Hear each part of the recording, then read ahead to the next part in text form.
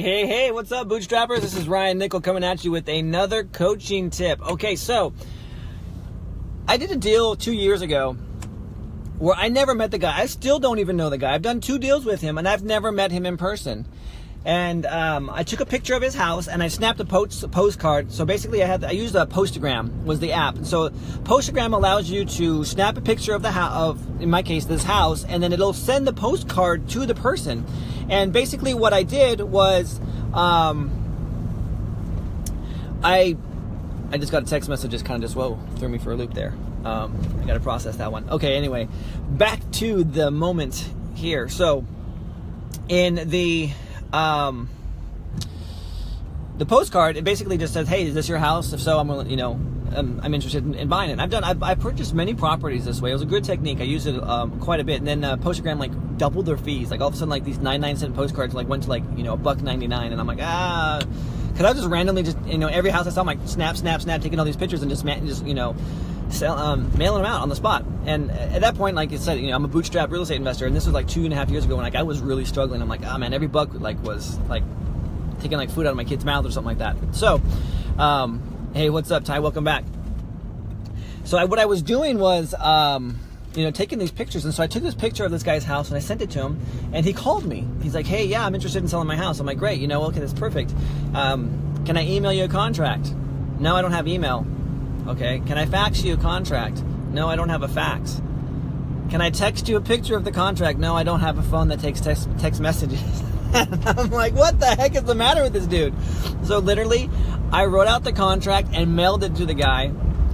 He called me back. He's like, "I need you to refine this and refine that and send me a new contract." So literally, I did that, and it came back, and we did this correspondence back and forth. Eventually, I got the deal. He signed it, and he inked it, and we were good. But I was like, oh my gosh, this is the craziest thing ever. Now, this guy, he did have a fax, he does have email, and he does text message. He just was so old school and just untrusting of just about everybody that he would not give me that. But now I got his bank account number, and I deposit money into his bank account every single month because this was a true seller finance deal. He owned it free and clear, and I ended up taking back a note on this property. But anyway, it's crazy, and I think a lot of people discount because of the challenge that it possesses, is that they just discount the whole, using the Pony Express, the United States Postal Service. So I just went to my P.O. box that I use for my business, and what did I have in there? I just had this, because I had mailed this guy out. Again, another gentleman that's, and they tend to be older people.